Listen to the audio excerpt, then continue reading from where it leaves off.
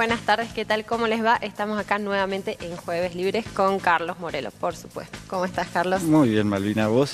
Bien, acá andamos. Medio congestionada. Medio congestionada, medio con alergia, ¿no? Alergia. Como mucha gente en esta época de la primavera. Así es. Bueno, la semana pasada se dieron a conocer datos importantes por parte del INDEC, el Instituto Nacional de Estadísticas y Censos, que tienen que ver con la pobreza. Viste que todos los semestres, cuando termina un semestre, se publican datos sobre los estudios que hace el INDEC, que es un órgano nacional, acerca de cuánta gente es pobre, cuánta gente es indigente, se compara con el igual semestre del año anterior para ver si subió, si bajó la pobreza. Y nosotros veníamos de un último informe en el cual había habido un descenso importante de la pobreza, ¿no? Algo así como del 30% al 25,7%. Sí. O sea, había descendido mucho la pobreza, pero en este último informe que se publicó durante la semana pasada hubo cambios. Hubo cambios, ¿no? Y bueno, tenemos los datos de este primer semestre, ¿sí? Que nos da un 27,3% de pobreza, ¿sí? 27,3%. Sí, el primer semestre nada más, sí, ¿no? Subió la pobreza respecto al segundo semestre del año 2017. Así es. Y bueno, hay unos detalles, digamos, está esto, digamos, detallado por provincias y por lugares, también cómo ha sido esta distribución de la pobreza, porque bueno, hay algunas provincias donde tenemos mayor cantidad de pobreza. Sí, hay que recordar que este informe toma una de las formas de medir la pobreza que existen. Existen muchas formas de medir la pobreza y el INDEC toma una de ellas. ¿Cuál es? Es comparar el precio de la canasta básica total y el precio de la canasta básica alimentaria con los ingresos que se averiguan o se conocen a través de la encuesta permanente de hogares. Esto se llama pobreza por ingreso. Es una de las formas, algunos la discuten, algunos dicen que no es la forma más certera de medir la pobreza, pero bueno, es un indicador importante. Y aparte, si se viene realizando durante muchos años, las estadísticas sirven para comparar cómo va la economía del país, cómo va la inversión del Estado, si está funcionando o no está funcionando bien un gobierno, y en este caso sirve como un parámetro. Malvina, decías de que creció la pobreza respecto al último semestre del año pasado. Creció un 1,6%. Un 1,6%, y estamos hablando ya de que en el primer semestre tenemos aproximadamente 12.000 millones de personas bajo la línea de la pobreza. 12 millones de personas bajo la línea de la pobreza, ¿no? Esto es un dato alarmante. Un dato alarmante, y sobre todo teniendo en cuenta que desde que asumió Mauricio Macri con su gran promesa de pobreza cero, venía descendiendo la pobreza, descendiendo de a poquito, había pegado un salto importante el descenso de la pobreza en el segundo semestre del año pasado, y ahora se revierte esa tendencia de descenso y empieza a subir la pobreza. Ese 1,6% de pobres nuevos que hay en nuestro país respecto al último semestre del año pasado implica que en los 6 primeros meses del año 800.000 personas cayeron debajo de la línea de pobreza. ¿Pero qué significa ser pobre? Ser pobre significa no tener ingresos familiares para cubrir la canasta básica total, que incluye alimentos, vestimenta, educación, transporte, servicios públicos. Eso significa ser pobre. Las cuestiones más básicas, digamos. Las cuestiones básicas, sí. Siempre aclaramos que no implica otras cuestiones que también tienen que ver con lo cotidiano, que tienen que ver con los alquileres. No, claro, con eso todo no eso está. No está incluido dentro de esta canasta básica total, ¿no? Pero estamos hablando de un salto muy importante, ¿no? A ver, la ciudad de Salta tiene 700.000, 750.000 habitantes, y el salto de la pobreza en este primer semestre del 2018 es casi como toda la población de Salta, más o menos, para ponerlo en magnitud. Un salto muy, muy importante, repito, quiebra esta tendencia que se venía manifestando de descenso de la pobreza, y hace prender las luces de alarma, pero era lógico, ¿no?, que esto pase. Era lógico, ¿no?, con toda la situación económica como venía, y también vamos a estar atentos, por supuesto, a cómo continúa esto, porque tengamos en cuenta que se ha medido este primer semestre y todavía no ha impactado todas las medidas que hemos tenido y toda esta corrida cambiaria y toda esta cuestión relacionada a bueno, la crisis económica que estamos viviendo, y seguramente el segundo semestre, cuando el INDEC vuelva a medir la pobreza, lamentablemente creo que vamos a tener unos números poco alentadores también, ¿no? Sí, esto va en aumento, lamentablemente, muy lejos de las promesas de pobreza cero, promesas de campaña.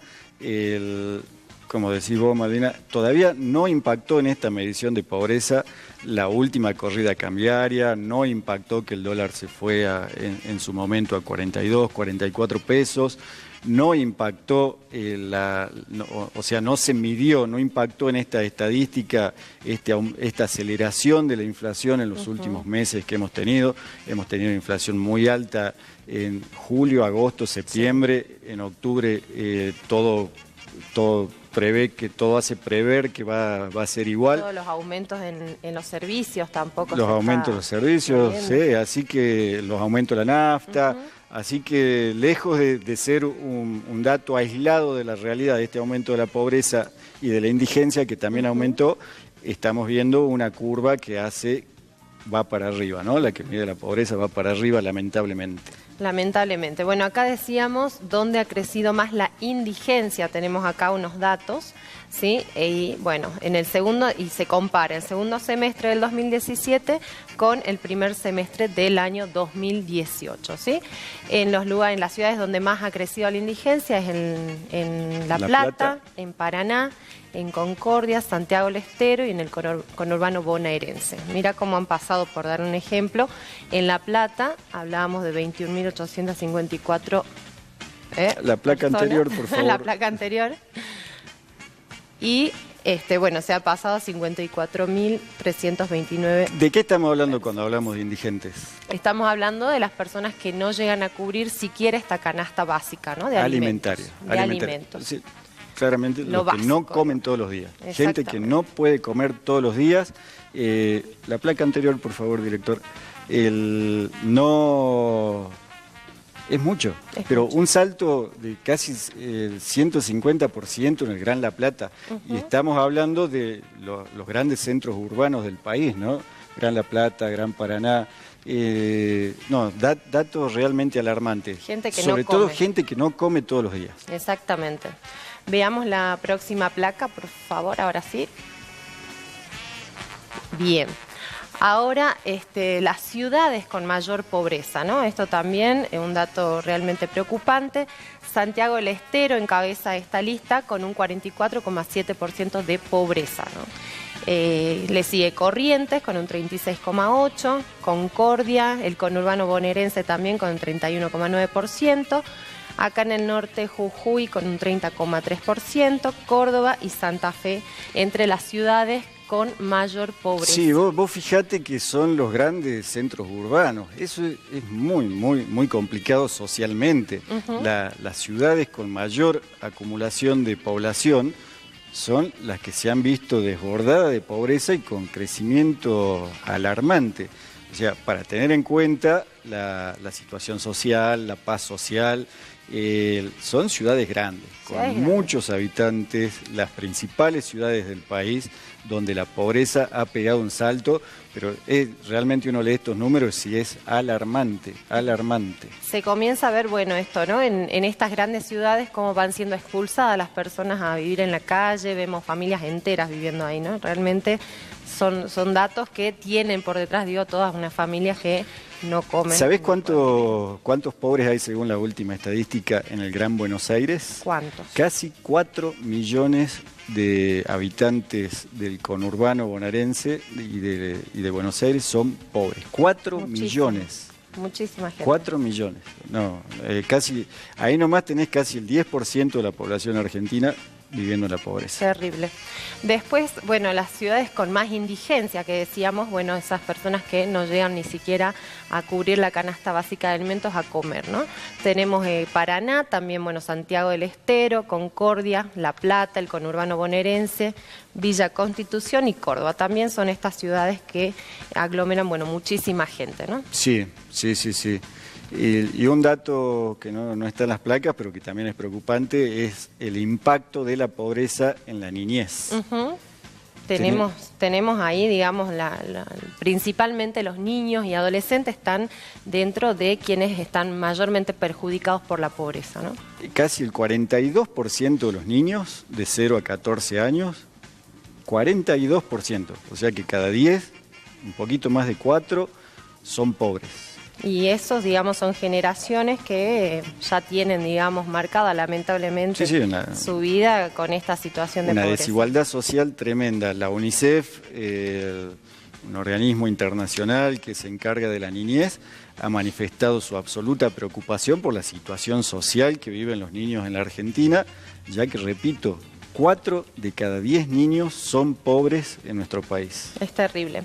Bien, y bueno, y esta última placa en donde se puede ver esta comparación también en relación a los otros censos, ¿no? También cómo ha ido aumentando en relación al segundo semestre del 2017, el primer semestre del 2018, ¿sí? Las ciudades con mayor pobreza.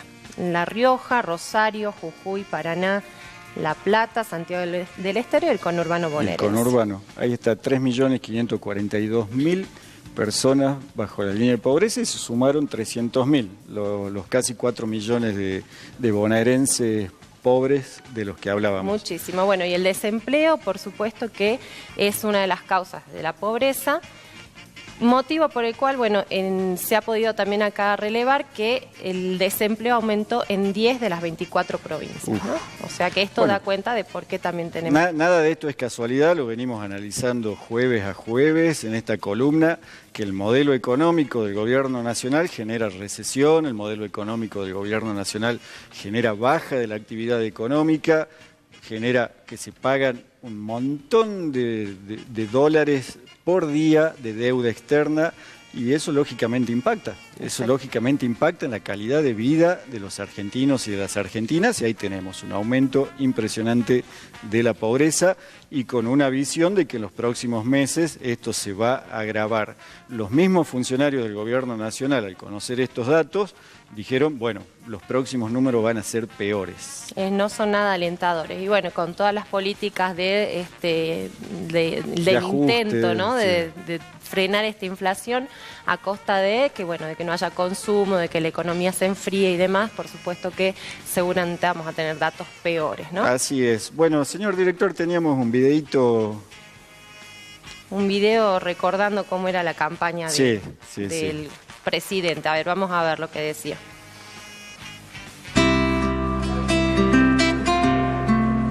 Les propongo universalizar un ingreso ciudadano y les propongo que encaremos un pacto para generar una revolución en la calidad de la educación pública y otra revolución con los planes de infraestructura.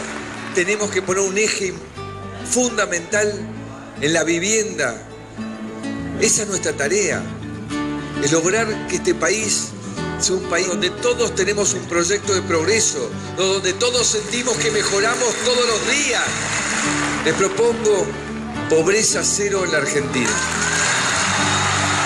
Mauricio Macri, presidente.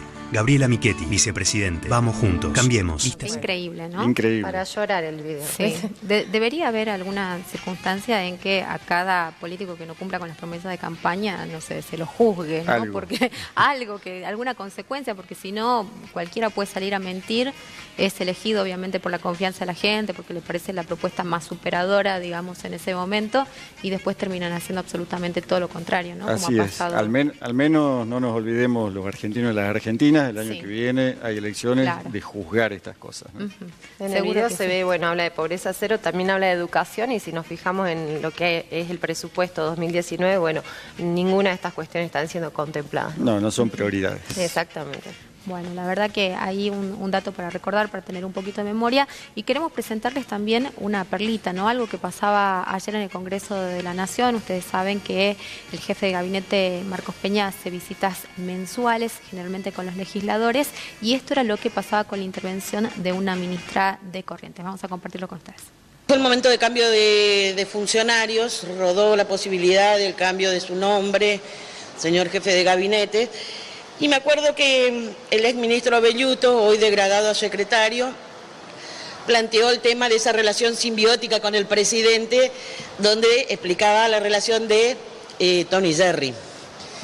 Así que, bueno, como todos sabemos que Macri es gato, digamos, le diría, buenas tardes Jerry, espero que esta vez sea la última que viene en estas condiciones. Por favor, tengamos respeto lo dijo por nuestros funcionarios. Lo dijo un ministro de su gobierno.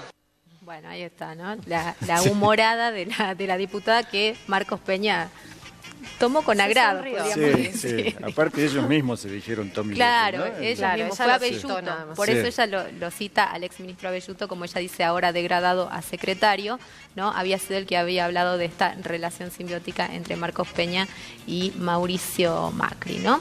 Y bueno, y después sí resaltar que la legisladora, en este caso, como lo han hecho muchos otros diputados nacionales, lo que hizo fue poner énfasis en todo lo que han sido los recortes en ministerios tan importantes como el de Trabajo, ¿no? Ahora devenido también en una secretaría, como el de Cultura, y no así, como ella mencionaba, en los que sí le sirven para saquear o para tener un control de la población, cuando se refiere, por ejemplo, al tema de seguridad y los altos costos que tiene, ¿no? Todo lo que la ministra Bullrich lleva adelante. Así que creo que eso era lo más interesante, digamos, les hemos mostrado esta notita de color como para que cierren el día con una sonrisa con nosotros. Así es, sí. Muchísimas gracias, chicos. Gracias por acompañarnos, por supuesto, en esta columna. Nosotros nos empezamos a despedir. Mañana nos reencontramos aquí, por supuesto, a partir de las 16 en esto que es ¿Qué parte no entendiste? Chau, hasta mañana.